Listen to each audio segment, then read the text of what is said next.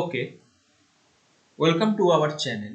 আজকে আমরা পলিটিক্যাল সায়েন্সের এই ভিডিওটিতে মূলত রবার্ট ডাল এবং রবার্ট ডালের যে বিভিন্ন ইম্পর্টেন্ট মেজর ওয়ার্কগুলো রয়েছে, যেমন পাওয়ার বা ক্ষমতা সম্পর্কে তার ওপিনিয়ন কি, পলিটিক্যাল প্লুরালিজম কি, পলিয়ার্কি সম্পর্কে ডালের যে চিন্তাভাবনা, এই বিষয়গুলোকে ডিসকাশন করার চেষ্টা করব এবং আলোচনার শেষে এই পিডিএফটির লিঙ্ক ডেসক্রিপশন বক্সে প্রোভাইড করা থাকবে, তোমরা চাইলে ডাউনলোড করে নিতে পারো।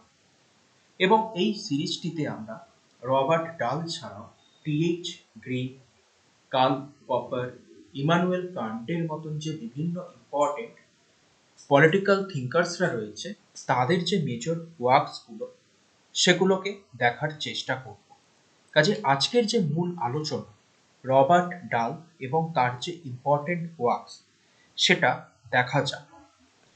রবার্ট ডাল, তার পুরো নাম হলো রবার্ট অ্যালান ডাল, একজন বিখ্যাত আমেরিকান পলিটিক্যাল সায়েন্টিস্ট এবং তিনি পলিটিক্যাল প্লুরালিজম বা রাজনৈতিক বহুত্ববাদ নামক যে তত্ত্বটি রয়েছে পলিটিক্যাল সায়েন্সে, তার কিন্তু একজন ইম্পর্টেন্ট প্রোপোনেন্ট বা একজন গুরুত্বপূর্ণ কিন্তু প্রবর্তক। এবং রবার্ট ডাল কিন্তু মনে করেছিলেন যে পলিটিক্স বা রাজনীতিতে অ্যাসোসিয়েশন, অর্থাৎ বিভিন্ন ধরনের যে গোষ্ঠী, বিভিন্ন ধরনের গ্রুপ বা সংগঠন গোষ্ঠী এবং বিভিন্ন ধরনের অর্গানাইজেশন, এগুলো কিন্তু একটা ভাইটাল রোল বা গুরুত্বপূর্ণ ভূমিকা কিন্তু পালন করে। অর্থাৎ আমরা পৃথিবীর যদি যে কোনো দেশ বা যে কোনো যদি আমরা নেশনে যাই, তাহলে দেখবো সেই দেশের মধ্যে কিন্তু বিভিন্ন ধরনের পলিটিক্যাল পার্টি, বিভিন্ন ধরনের ইন্টারেস্ট গ্রুপ কিন্তু থাকে। এবং এই পলিটিক্যাল পার্টি বা এই যে ইন্টারেস্ট গ্রুপ, এগুলো তো একটা অর্গানাইজড গ্রুপ, এগুলো তো একটা অর্গানাইজেশন। তারাই কিন্তু সেই দেশের যে পলিটিক্স বা রাজনীতিটাকে কিন্তু পরিচালনা করে, কন্ডাক্ট করে। তেমনি রবার্ট ডালেরও মনে হয়েছে যে তিনি যেহেতু একজন আমেরিকান পলিটিক্যাল সায়েন্টিস্ট ছিলেন, আমেরিকাতেও কিন্তু বিভিন্ন ধরনের অ্যাসোসিয়েশন, বিভিন্ন ধরনের যে অর্গানাইজেশন গুলো রয়েছে, সেগুলো কিন্তু আমেরিকার যে পলিটিক্সটাকে কিন্তু পরিচালনা করতে একটা গুরুত্বপূর্ণ ভূমিকা পালন করে থাকে। আমরা যদি রবার্ট ডালের বায়োগ্রাফি দেখার চেষ্টা করি, তাহলে দেখব তিনি ইউনিভার্সিটি অফ ওয়াশিংটন থেকে গ্র্যাজুয়েট ডিগ্রি কিন্তু লাভ করেছিলেন এবং 1940-তে তিনি ইয়েলে ইউনিভার্সিটি থেকে কিন্তু পিএইচডি ডিগ্রি কিন্তু পান।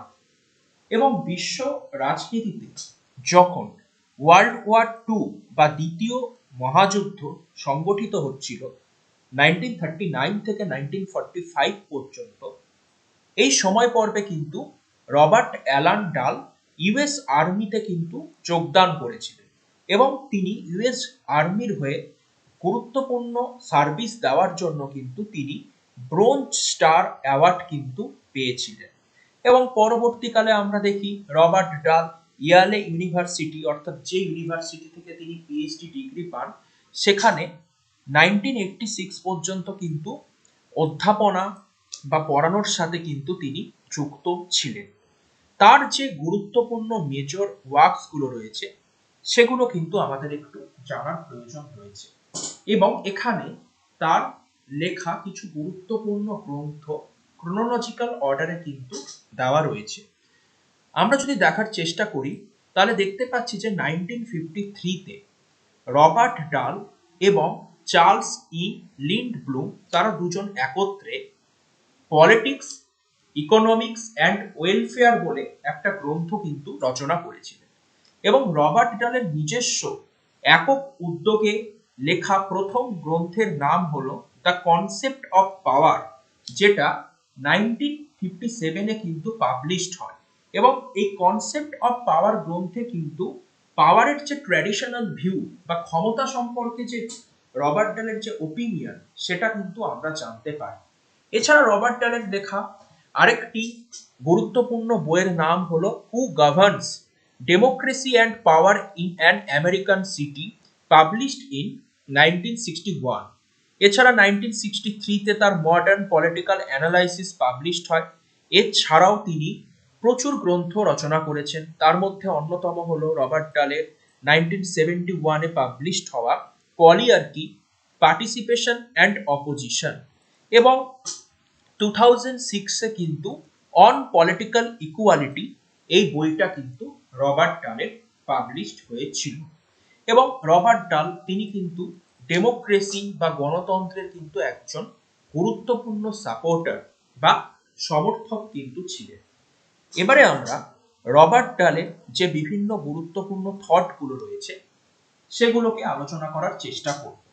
প্রথমে দেখব কনসেপ্টস অন পাওয়ার বা ক্ষমতা সম্পর্কে রবার্ট ডালের বক্তব্য বা ওপিনিয়নটা কি।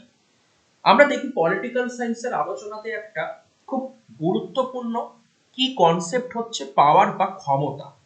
পাওয়ার বা ক্ষমতা ছাড়াও পলিটিক্যাল সায়েন্সে আরো বিভিন্ন গুরুত্বপূর্ণ কনসেপ্ট নিয়ে ডিসকাশন করা হয়, যার মধ্যে অন্যতম liberty, equality, justice, right, duty, political obligation, right two resistance ইত্যাদি ইত্যাদি। তা পাওয়ার সম্পর্কে পলিটিক্যাল সায়েন্সে কিন্তু এক একটা থিঙ্কার্স এক এক রকমের ওপিনিয়ন কিন্তু দিয়েছে। যেমন আমরা এই প্রসঙ্গে এমপি ফলেট, মেরি পার্কার ফলেটের কথা বলতে পারি। মেরি পার্কার ফলেট কিন্তু পাওয়ার বা ক্ষমতার আলোচনায় পাওয়ার ওভার এবং পাওয়ার উইথ এই দুটোর মধ্যে কিন্তু একটা পার্থক্য করেছেন, এবং তিনি পাওয়ার উইথকেই কিন্তু বেশি গুরুত্ব আরোপ করেছেন। আবার আমরা হান্না আরেন্ট যখন পড়ি তখন দেখি হান্না আরেন্ট কিন্তু পাওয়ার সম্পর্কে টোটালি একটা ডিফারেন্ট ওপিনিয়ন কিন্তু আমাদের সামনে রিপ্রেজেন্ট করেছিলেন, যেখানে তিনি বলার চেষ্টা করেছিলেন যে পাওয়ার বা ক্ষমতা কিন্তু ভায়োলেন্স, স্ট্রেংথ এগুলো থেকে কিন্তু ফোর্স এগুলো থেকে কিন্তু আর টোটালি ডিফারেন্ট। অর্থাৎ তিনি পাওয়ার সম্পর্কে একটা অন্য রকমের আলোচনা আমাদের সামনে রিপ্রেজেন্ট করবেন। তেমনি মিচেল ফুকো পাওয়ারের আলোচনায় নলেজ বা জ্ঞানের বিষয়টাকে কিন্তু খুব বেশি ইম্পর্টেন্স দিয়েছিলেন, কারণ ফুকোর আলোচনাতে পাওয়ার নলেজ রিলেশনশিপের কিন্তু একটা গুরুত্বপূর্ণ ভূমিকা পালন করা যায় বা লক্ষ্য করা যায়, এটা মিচেল ফুকো মনে করত। কিন্তু পাওয়ার সম্পর্কে বা ক্ষমতা সম্পর্কে রবার্ট ডাল কিন্তু একটা ট্র্যাডিশনাল ভিউ পয়েন্ট তুলে ধরার চেষ্টা করেছিলেন, এবং তার যে 1957-এ দ্য কনসেপ্ট অফ পাওয়ার নামক প্রথম নিজের উদ্যোগে লেখা বইটি পাবলিশড হয়, সেখানে তিনি পাওয়ারের একটা ফর্মাল ডেফিনেশন দিয়েছিলেন। ডালের মতে পাওয়ার জিনিসটা কি, তার ডেফিনেশনটা হলো A has power over B to the extent that he can get B to do something that B would not otherwise do। অর্থাৎ রবার্ট ডাল তার দ্য কনসেপ্ট অফ পাওয়ার গ্রন্থে পাওয়ারের একটা ট্র্যাডিশনাল ডেফিনেশন বা পাওয়ারের একটা ফর্মাল ডেফিনেশন কিন্তু রিপ্রেজেন্ট করলেন। সেখানে তিনি বললেন যে যখন এ বি কে দিয়ে কোনো কাজ করিয়ে নেয়, আদারওয়াইজ বি কিন্তু সেই কাজটা করতো না। অর্থাৎ কাউকে দিয়ে কোনো কাজ করিয়ে নেওয়ার যে সামর্থ্য বা এবিলিটি, সেটাকেই কিন্তু রবার্ট ডাল পাওয়ার বা ক্ষমতা বলে চিহ্নিত করলেন। এবং রবার্ট ডাল শুধুমাত্র যে ডেফিনেশন প্রদান করেছেন তা নয়, তিনি এক্সাম্পল বা উদাহরণের মাধ্যমে তার এই ডেফিনেশন বা সংজ্ঞাটাকে কিন্তু বোঝানোর চেষ্টা করেছেন। যেমন তিনি উদাহরণের মাধ্যমে বোঝানোর চেষ্টা করেছেন যে একটি কলেজের প্রফেসর তার স্টুডেন্টকে বলল যে এই যে সামনে যে হলিডে বা ছুটি রয়েছে তাতে তুমি এরকম সিলেক্টেড কিছু ইম্পর্টেন্ট যে জার্নাল বা টেক্সট বই রয়েছে সেগুলো কিন্তু ভালোভাবে পড়বে। যদি তুমি এগুলো না পড়ে আসো, নেক্সট এক্সামে কিন্তু তোমাকে খুব কম নাম্বার দেওয়া হবে। এক্ষেত্রে সে স্টুডেন্টটা কি করবে, বাড়িতে গিয়ে তার ইচ্ছা না থাকলেও কিন্তু টিচার্স যে বইগুলো সাজেস্ট করেছে সেগুলো কিন্তু ভালোভাবে পড়তে হবে, যাতে সে ভালো রেজাল্ট করে। এরকম উদাহরণের মাধ্যমে আমরা বুঝতে পারছি যে এক্ষেত্রে এ হচ্ছে টিচার এবং বি হচ্ছে স্টুডেন্ট। এখানে টিচার কি করছে, পাওয়ার ওভারের মাধ্যমে বি কে দিয়ে কোনো কাজ করিয়ে নিচ্ছে, অর্থাৎ বি কে কিন্তু বিভিন্ন ইম্পর্টেন্ট বুক গুলো পড়িয়ে নিচ্ছে, আদারওয়াইজ কিন্তু বি কিন্তু সেক্ষেত্রে পড়তো না। অর্থাৎ আমরা বলতে পারি according to him power as a kind of influence. অর্থাৎ রবার্ট ডালের মতে পাওয়ার হচ্ছে এক ধরনের ইনফ্লুয়েন্স বা কারোর উপরে প্রভাব বিস্তার করার একটা বিশেষ এবিলিটি, এবং প্রভাব বিস্তার করার মধ্যে দিয়ে কোনো কাজ কাউকে দিয়ে করিয়ে নেওয়া, আদারওয়াইজ কিন্তু সে সেই কাজ নাও করতে পারে। এবং তিনি পাওয়ার সম্পর্কে এরকম একটা সিম্পল ট্র্যাডিশনাল ভিউ আমাদের সামনে কিন্তু রিপ্রেজেন্ট করছে। এছাড়া রবার্ট ডালের মেজর ওয়ার্কসগুলোর মধ্যে তার লেখা আরেকটি গুরুত্বপূর্ণ বইয়ের নাম হলো হু গভর্নস। পুরো বইটার নাম হলো who governs democracy and power in an American city. এই বইটি 1961-এ কিন্তু পাবলিশড হয়েছিল। এই বইয়ের মূল যে থিম বা মেন যে বিষয়বস্তু সেটা হচ্ছে যে who actually governs in the US, অর্থাৎ আমেরিকাকে কারা পরিচালনা করে বা আমেরিকাটাকে কারা মিলে পরিচালিত করছে বা আমেরিকাটাকে কারা শাসন করছে, and what forces influence political outcomes. Political outcomes বলতে আমেরিকাতে যে বিভিন্ন রাজনৈতিক সিদ্ধান্ত বা বিভিন্ন ধরনের যে পলিসিগুলো আনা হচ্ছে এগুলোর পেছনে এর বিহাইন্ডে কোন ফ্যাক্টর বা কোন ইনফ্লুয়েন্স কাজ করছে। অর্থাৎ এক কথায় আমরা বলতে পারি যে আমেরিকার যে রাজনীতি, আমেরিকার যে গভর্নমেন্টাল পলিসিগুলো কারা তৈরি করে সেটাই কিন্তু হু গভর্নস গ্রন্থে আমাদের সামনে রবার্ট ডাল ইন্ট্রোডিউস করার চেষ্টা করবে। এক্ষেত্রে বলে রাখা দরকার যে রবার্ট ডাল কিন্তু এই গ্রন্থে সি রাইট মিলস বলে একজন যে আমেরিকান এলিট থিঙ্কার ছিলেন, সেই সি রাইট মিলসের একটি থিওরি ছিল, সেই থিওরিটাকে কিন্তু ক্রিটিসাইজ বা সমালোচনা করেছে। আমরা সি রাইট মিলস মূলত এলিট থিওরিতে পড়ি, কারণ সি রাইট মিলস পাওয়ার এলিট নামক একটা থিওরি কিন্তু আমাদের সামনে রিপ্রেজেন্ট করেছিল। এবং সি রাইট মিলস মনে করতেন যে USA is governed by power elite, অর্থাৎ সি রাইট মিলস মনে করতেন আমেরিকাতে কিছু গুরুত্বপূর্ণ পাওয়ার এলিট রয়েছে, যেমন পলিটিক্যাল হেড অর্থাৎ বিভিন্ন রাজনৈতিক দলের ইম্পর্টেন্ট যারা ব্যক্তিত্ব, কর্পোরেশন হেড অর্থাৎ যারা আমেরিকার বিখ্যাত বা খুব গুরুত্বপূর্ণ শিল্পপতি বা ইন্ডাস্ট্রিয়ালিস্ট, এবং মিলিটারি চিফ অর্থাৎ আমেরিকার যারা সেনাবাহিনীর প্রধান। এরকম কিছু মানুষ মিলে একটা পাওয়ার এলিট তৈরি করে এবং এদের সংখ্যা আমেরিকাতে কিন্তু যথেষ্ট কম, অর্থাৎ সংখ্যাগত বিচারে দেখতে গেলে এরা কিন্তু মাইনরিটি, কিন্তু এরাই মিলিতভাবে পাওয়ার এলিট তৈরি করে কি করে দেশটাকে পুরোপুরি পরিচালনা করে। অর্থাৎ সি রাইট মিলস মনে করেছিলেন যে আমেরিকার শাসন ক্ষমতাটা কিন্তু এই পাওয়ার এলিটদের হাতেই কিন্তু সেন্ট্রালাইজড বা কেন্দ্রীভূত থাকে। কিন্তু রবার্ট ডাল দেখানোর চেষ্টা করলেন যে সি রাইট মিলসের এই যে পাওয়ার এলিট থিওরি এটাকে কিন্তু তিনি পুরোপুরি সঠিক নয়, এটা ডালের মতে। এবং রবার্ট ডাল বিভিন্ন সার্ভে, ফিল্ড সার্ভের মাধ্যমে তিনি তুলে ধরলেন যে আমেরিকাতে ক্ষমতা বা পাওয়ার কোনো নির্দিষ্ট গোষ্ঠী বা কোনো নির্দিষ্ট গ্রুপের হাতে সেন্ট্রালাইজড হয়নি, অর্থাৎ পাওয়ার এলিটের হাতে কিন্তু কোনো রকম ক্ষমতা বা পাওয়ার সেন্ট্রালাইজড হয়নি, বরং আমেরিকাতে power is distributed amongst various group. আমেরিকাতে বিভিন্ন গোষ্ঠীর মধ্যে কিন্তু পাওয়ার ডিস্ট্রিবিউট হয়ে গেছে। অর্থাৎ তিনি তার এই হু গভর্নস গ্রন্থে কিন্তু দেখানোর চেষ্টা করলেন যে আমেরিকাতে কোনো পাওয়ার এলিটের হাতে পাওয়ারের সেন্ট্রালাইজড হয়নি, বরং আমেরিকাতে যে বিভিন্ন ইন্টারেস্ট গ্রুপ, বিভিন্ন অর্গানাইজেশনস গুলো রয়েছে সেগুলোর মধ্যে পাওয়ার কিন্তু ফেয়ার ডিস্ট্রিবিউশন বা ইকুয়ালি ডিস্ট্রিবিউট হয়েছে। এবং তাদের যে সমাজে বিভিন্ন ধরনের প্রেসার, তাদের যে সমাজে বিভিন্ন ডিমান্ড, তার পরিপ্রেক্ষিতে কিন্তু দেশটা গভর্ন হয় বা দেশটা কিন্তু পরিচালিত হয়। এইভাবে তিনি তার হু গভর্নস গ্রন্থে কিন্তু আমেরিকার যে রাজনীতি সম্পর্কে কিন্তু একটা বিশেষ ধারণা আমাদের সামনে তুলে ধরলেন। এবং এক্ষেত্রে তিনি সি রাইট মিলসের যে পাওয়ার এলিট থিওরি সেটাকেও কিন্তু এগেন তার ফিল্ড সার্ভের মাধ্যমে এক্সামিন বা পরীক্ষা করে দেখার চেষ্টা করলেন। কাজে এখনো পর্যন্ত আমরা যে বিষয়টা পড়লাম তার মধ্যে দুটো জায়গা যদি আমরা শর্টকাটে সিনপসিস তৈরি করার চেষ্টা করি, সেটা হচ্ছে পাওয়ার সম্পর্কে রবার্ট ডালের চিন্তাভাবনা এবং তার হু গভর্নস গ্রন্থের থিম। পাওয়ার সম্পর্কে রবার্ট ডাল একটা ফর্মাল ডেফিনেশন দিয়েছেন। রবার্ট ডালের মতানুসারে ক্ষমতা হচ্ছে এক ধরনের ইনফ্লুয়েন্স বা সামর্থ্য। পাওয়ার as a kind of influence, যখন এ বি কে দিয়ে তার নিজের ইচ্ছার বিরুদ্ধে অর্থাৎ বি এর ইচ্ছার বিরুদ্ধে কোনো কাজ করিয়ে নেয়, তখন সেটাকে আমরা পাওয়ার বলে চিহ্নিত করতে পারি।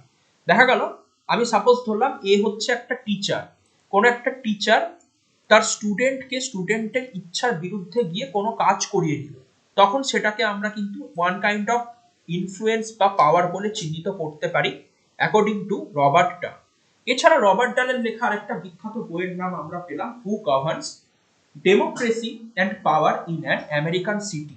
এই গ্রন্থে তিনি সি রাইট মিলসের যে পাওয়ার এলিট তত্ত্বটি রয়েছে, অর্থাৎ সি রাইট মিলস মনে করতেন যে আমেরিকান রাজনীতি পরিচালিত হয় সমাজের কিছু বিশেষ ব্যক্তিদের উদ্যোগে, যাদেরকে একত্রে পাওয়ার এলিটস বলে চিহ্নিত করা হয়, যে পাওয়ার এলিটস এর মধ্যে political head, corporation head, military হেডরা রয়েছে এবং তাদের হাতে পাওয়ারটা সেন্ট্রালাইজড হয়েছে।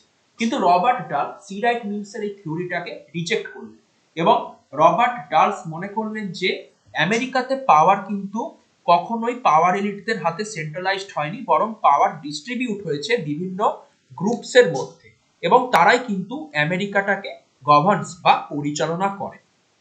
রবার্ট ডালের আলোচনাতে আরেকটি গুরুত্বপূর্ণ জায়গা হলো প্লুরালিস্টিক থিওরি বা বহুত্ববাদী তত্ত্ব। ডেমোক্রেটিক থিওরি বা গণতন্ত্রে বিভিন্ন ধরনের তত্ত্ব কিন্তু পলিটিক্যাল সায়েন্সে প্রচলিত রয়েছে, যার মধ্যে অন্যতম হলো traditional theory, pluralistic theory, elite theory and Marxist theory. যেমন এলিট তত্ত্বে আমরা দেখতে পাই যে এলিট তত্ত্বের অন্যতম যারা প্রবক্তা রয়েছে প্যারেটো, মস্কা, মিচেলস, সি রাইট মিলস, তারা মনে করে যে আমাদের সোসাইটিতে কিন্তু কিছু মানুষ থাকে যাদের সংখ্যা তুলনামূলকভাবে কম, অর্থাৎ তারা কিন্তু মেজরিটি নয়, কিন্তু তারা বাকিদের থেকে অন্যান্য ক্ষেত্রে অর্থাৎ বুদ্ধির দিক থেকে, ইন্টেলেকচুয়ালের দিক থেকে এগিয়ে, অর্থাৎ তাদের মধ্যে একটা সুপিরিয়রিটি কাজ করে এবং তাই জন্য কি করে না, তারাই কিন্তু দেশটাকে পরিচালনা করে। তাদেরকে আমরা এলিট বা উৎকর্ষে উচ্চতর বলে চিহ্নিত করতে পারি। অর্থাৎ এলিট তত্ত্বে মনে করা হয় যে সমাজে সবার কিন্তু শাসন করার মতন বা দেশকে পরিচালনা করার মতন এবিলিটি বা সামর্থ্য থাকে না, কিছু মানুষ থাকে সুপিরিয়র হয়, অর্থাৎ যারা শিক্ষা বুদ্ধির দিক থেকে বাকিদের থেকে এগিয়ে। সমাজের সেই সমস্ত অ্যারিস্টোক্র্যাট বলতে পারি বা অভিজাত ব্যক্তি বা এরকম উচ্চ শ্রেণীর ব্যক্তিদেরকে এলিট বলে চিহ্নিত করা হয় এবং তারা কি করে সমাজের যে মাস পিপল, সংখ্যাগরিষ্ঠ মানুষকে শাসন করে। এটা এলিট তত্ত্বের মূল কথা। আবার আমরা যখন মার্কসিস্ট থিওরি পড়ি সেখানে মূলত লেবার ক্লাস, প্রোলেতারিয়েট বা সর্বহারা শ্রেণীর হাতেই ক্ষমতা প্রদান করতে হবে এবং একটা রাষ্ট্রহীন সমাজ তৈরি করতে হবে, সেটাকে গুরুত্ব দেওয়া হয়। তেমনি পলিটিক্যাল সায়েন্সের ডেমোক্রেটিক থিওরিতে প্লুরালিস্টিক থিওরি, প্লুরাল মানে বহুত্ববাদ, বহুত্ববাদী তত্ত্ব কিন্তু একটা গুরুত্বপূর্ণ থিওরি। এবং এই প্লুরালিস্টিক থিওরিতে কি বলা হয়, according to this theory in democracy decisions are the result of negotiation bargaining between various group of society. অর্থাৎ প্লুরালিস্টিক থিওরিতে বা বহুত্ববাদী তত্ত্বে বলা হচ্ছে যে আমরা যে ডেমোক্রেসি বা গণতন্ত্রে বসবাস করি এবং এই গণতন্ত্রে যে বিভিন্ন ধরনের ডিসিশন বা সিদ্ধান্ত নেওয়া হয়, এই সিদ্ধান্তগুলো মূলত কিভাবে নেওয়া হয়, আমাদের এই গণতন্ত্রে প্রচুর গ্রুপস থাকে, প্রচুর পলিটিক্যাল পার্টি, প্রচুর ইন্টারেস্ট গ্রুপ, বিভিন্ন ধরনের সংস্থা থাকে, তাদের মধ্যে বিভিন্ন নেগোসিয়েশন চলতে থাকে, আলাপ আলোচনা, দর কষাকষি, বার্গেনিং প্রভৃতির মাধ্যমে কিন্তু গণতন্ত্রে কি হয় না, বিভিন্ন ডেমোক্রেটিক ডিসিশনস কিন্তু নেওয়া হয়। অর্থাৎ রবার্ট ডাল কিন্তু মনে করেছেন যে the task of decision making in the government is not performed by one class only but by various classes। অর্থাৎ আমাদের এই গণতন্ত্রে রাষ্ট্র পরিচালনার যে নিয়ম, নর্মস বা সেট অফ রুলস গুলো কিন্তু কোনো একটা নির্দিষ্ট ক্লাসের দ্বারাই যে পরিচালিত হয় তা নয়, বা কোনো একটা নির্দিষ্ট শ্রেণী যে সিদ্ধান্ত গ্রহণ করে না যে দেশ কিভাবে পরিচালিত হবে, বরং আমাদের সমাজে যে প্রচুর আলাদা আলাদা গ্রুপস রয়েছে তারা সবাই মিলিতভাবে কিন্তু ঠিক করে যে দেশটা কিভাবে পরিচালিত হবে। যেহেতু এখানে ভেরিয়াস ক্লাসের কথা আসছে, ভেরিয়াস গ্রুপের কথা আসছে, তাই জন্য কিন্তু ডালের এই থিওরিটাকে আমরা প্লুরালিস্টিক থিওরি বলছি, কারণ এখানে ওয়ান ক্লাসের উপরে কিন্তু গুরুত্ব দেওয়া হচ্ছে না। অর্থাৎ আমরা এখনো পর্যন্ত আলোচনাতে যে বিষয়টা পেলাম সেটা হচ্ছে কি, ডেমোক্রেটিক থিওরি অনেক ধরনের হয়, তার মধ্যে একটি টাইপ হলো প্লুরালিস্টিক থিওরি বা বহুত্ববাদী তত্ত্ব, যার অন্যতম প্রবর্তক হলেন রবার্ট ডাল। রবার্ট ডাল মনে করেছেন যে আমাদের গণতন্ত্রে বিভিন্ন সোসাইটিতে বিভিন্ন ধরনের গ্রুপস থাকে, তাদের বার্গেনিং, তাদের যে নেগোসিয়েশনের মধ্যে দিয়ে কি হয় না, দেশে বিভিন্ন গুরুত্বপূর্ণ পলিটিক্যাল ডিসিশনস গুলো কিন্তু গ্রহণ করা হয়। অর্থাৎ পলিটিক্যাল ডিসিশনস গ্রহণ করার ক্ষেত্রে কোনো সিঙ্গুলার নাম্বার বা কোনো সিঙ্গেল পার্সনস বা গ্রুপের কিন্তু ভূমিকা থাকছে না, বরং প্লুরাল, অর্থাৎ প্রচুর গ্রুপ, প্রচুর মানুষের কিন্তু কন্ট্রিবিউশন থাকছে। এটাই মূলত রবার্ট ডালের প্লুরালিস্টিক থিওরি। এবং রবার্ট ডালের প্লুরালিস্টিক থিওরির কতগুলো ক্যারেক্টারিস্টিক বা কতগুলো আমরা বৈশিষ্ট্যের কথা বলতে পারি। যেমন according to this theory, structure of society is federal.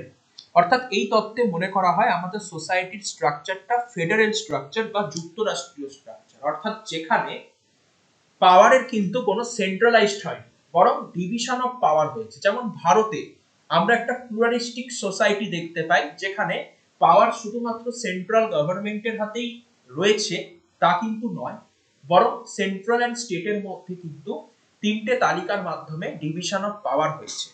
According to pluralistic democracy, group not individual is the basic of society. এই তত্ত্বে গ্রুপ বা গোষ্ঠীকে বেশি গুরুত্ব দেওয়া হয় ইন্ডিভিজুয়ালের পরিবর্তে, অর্থাৎ গুরুত্বপূর্ণ হচ্ছে গোষ্ঠীগুলো, এখানে কোনো পার্টিকুলার পার্সনের কিন্তু গুরুত্ব থাকে না।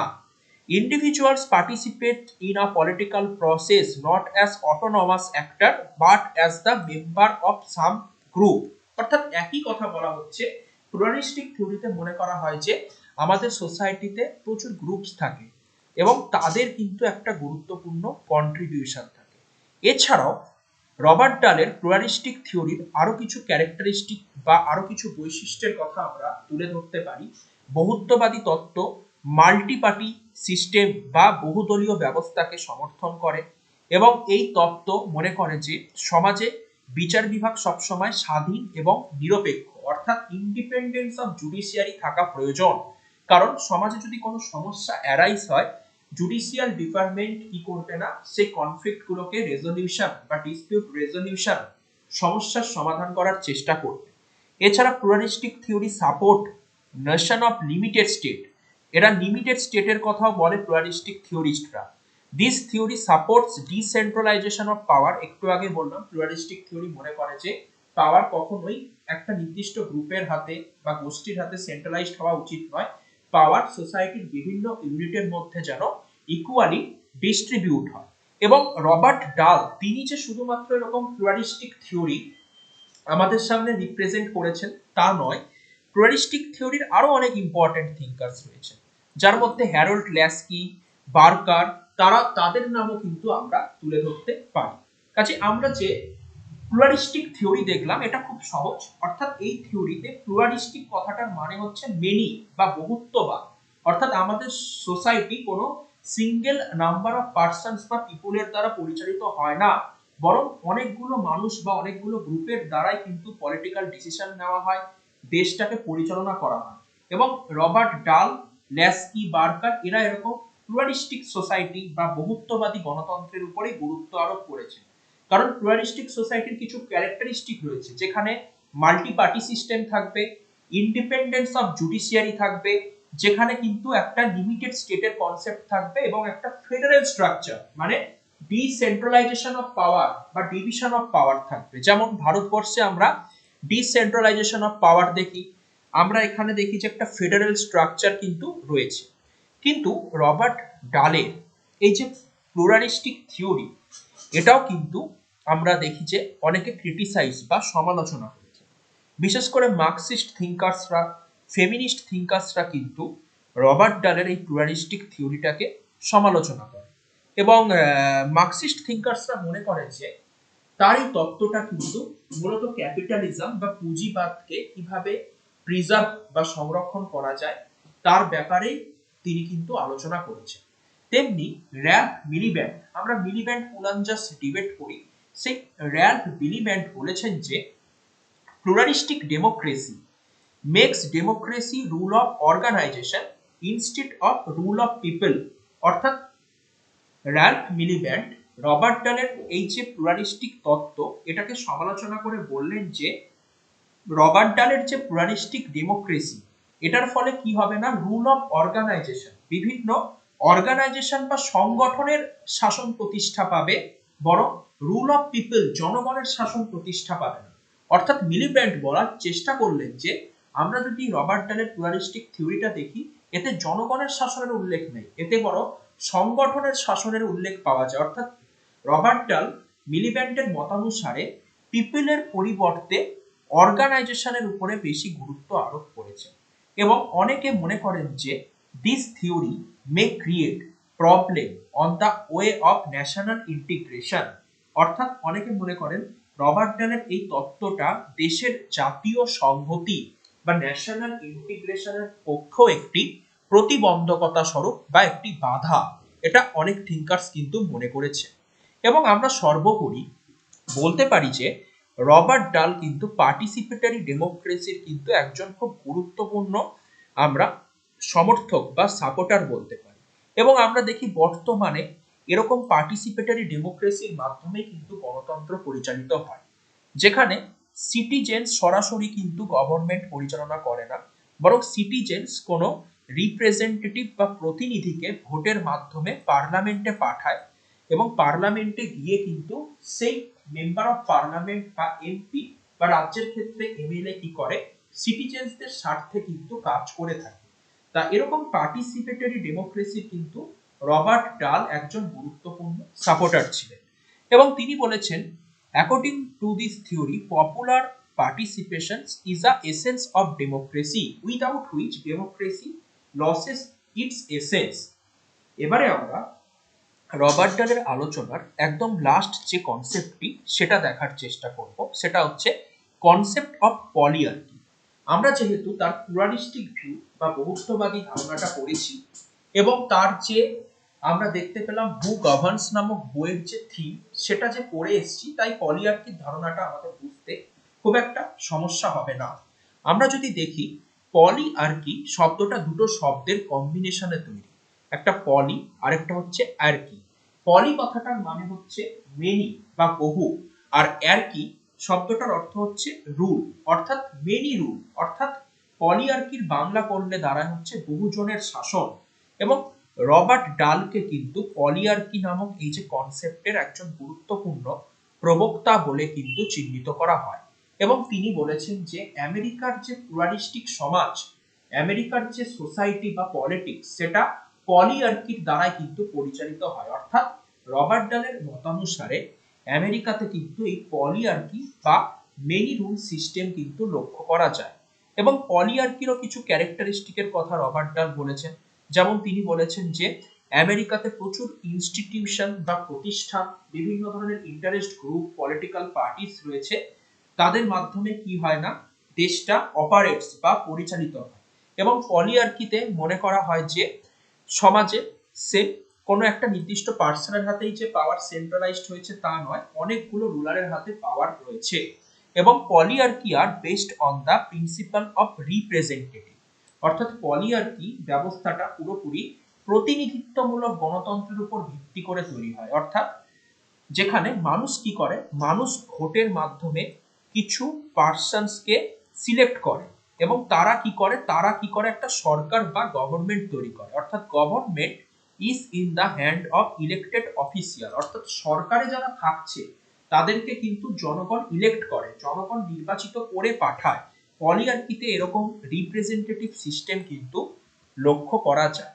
এছাড়া পলিআর্কির আরো কিছু ফিচার্স রয়েছে অ্যাকর্ডিং টু রবার্ট ডাল। পলিআর্কিতে ফ্রি অ্যান্ড ফেয়ার ইলেকশন হবে, elections are free and fair. এবং পলিআর্কি সিস্টেমে সবার জাতি ধর্ম বর্ণ নির্বিশেষে ইউনিভার্সাল অ্যাডাল্ট ফ্র্যাঞ্চাইজ বা ইউনিভার্সাল অ্যাডাল্ট সাফ্রেজ বা রাইট টু ভোট বা ভোটের অধিকার থাকবে। এবং যে কোনো ব্যক্তি যাতে স্বাধীনভাবে ইলেকশন বা নির্বাচনে যেন কন্টেস্ট বা প্রতিযোগিতায় অবতীর্ণ হতে পারে, এবং মানুষের যেন freedom of speech and expression থাকে, এবং গভর্নমেন্টকে ক্রিটিসাইজ বা সমালোচনা করার যেন অধিকার থাকে, সেগুলো কিন্তু পলিআর্কিতে লক্ষ্য করা যায়। এগুলো হচ্ছে পলিআর্কির কিছু গুরুত্বপূর্ণ ফিচার্স। এবং লাস্টে আমরা বলতে পারি যে এই যে American political scientist Robert Alan Dahl, তিনি তার যে থিওরিগুলো আমরা পড়লাম, তিনি যে খুব গুরুত্বপূর্ণ ইউনিভার্সিটিতে গবেষণা করেছেন, অধ্যাপনা করেছেন, তার সাথে সাথে তিনি 1966 থেকে 67 পর্যন্ত আমেরিকান পলিটিক্যাল সায়েন্স অ্যাসোসিয়েশন বা অ্যাপসার কিন্তু প্রেসিডেন্টের ভূমিকা পালন করেছিলেন। এছাড়া তিনি আরো অনেক রিসার্চ অর্গানাইজেশনের সাথে কিন্তু যুক্ত ছিলেন, যেমন তিনি national academy of science, the American philosophy society, the American academy of arts and science and the British academy, এরকম প্রচুর কিন্তু রিসার্চ অর্গানাইজেশনের সাথেও কিন্তু তিনি যুক্ত ছিলেন। আমরা আজকে তাহলে যে বিষয়গুলো আলোচনা করলাম সেটাকে যদি আমরা একদম শর্টকাট করার চেষ্টা করি, তাহলে আমরা দেখতে পাই যে রবার্ট ডালের আলোচনায় তিনটে গুরুত্বপূর্ণ কনসেপ্ট উঠে এলো। একটা হলো পলিআর্কির ধারণা। পলিআর্কি মানে হচ্ছে মেনি রুল, অর্থাৎ আমেরিকার যে সিস্টেমটাতে পলিআর্কি লক্ষ্য করা যায়, অর্থাৎ এখানে মেনি রুল, বহুজনের শাসন কিন্তু লক্ষ্য করা যায়, এবং পলিআর্কিতে ফ্রি ফেয়ার ইলেকশন থাকবে। পলিআর্কিতে আমরা দেখতে পাবো যে freedom of speech and expression থাকবে মানুষের, এবং ইউনিভার্সাল অ্যাডাল্ট ফ্র্যাঞ্চাইজ কিন্তু থাকবে, এরকম কিছু ক্যারেক্টারিস্টিক থাকবে। এবং রবার্ট ডাল কিন্তু প্লুরালিস্টিক থিওরি, বহুত্ববাদী তত্ত্বের প্রবক্তক, এবং তিনি মনে করেছেন যে গণতন্ত্রে কিন্তু কখনোই অনেক নিউমারাস অর্গানাইজেশন থাকে, তাদের দ্বারাই কি হয় না পলিটিক্স বা গভর্নমেন্টাল প্রসেস গুলো কিন্তু অপারেট হয়। এরকম ভাবে তিনি বহুত্ববাদী তত্ত্ব তুলে ধরলেন, অর্থাৎ বহু জন মিলে দেশটাকে পরিচালনা করে, এবং তার এই থিওরি ক্রিটিসাইজ হয়েছে সেটাও আমরা দেখতে পেলাম। এবং তিনি পাওয়ারের একটা ফর্মাল ডেফিনেশন দিয়েছেন যে পাওয়ার হচ্ছে এক ধরনের ইনফ্লুয়েন্স, যেখানে এ নামক একটা ব্যক্তি বি নামক ব্যক্তিকে তার ইচ্ছার বিরুদ্ধে গিয়েও কিন্তু কোনো কাজ করিয়ে নিতে বাধ্য করে। এরকম কিন্তু কিছু ট্র্যাডিশনাল ভিউ পয়েন্ট রবার্ট ডালের আমরা আলোচনাতে পেলাম।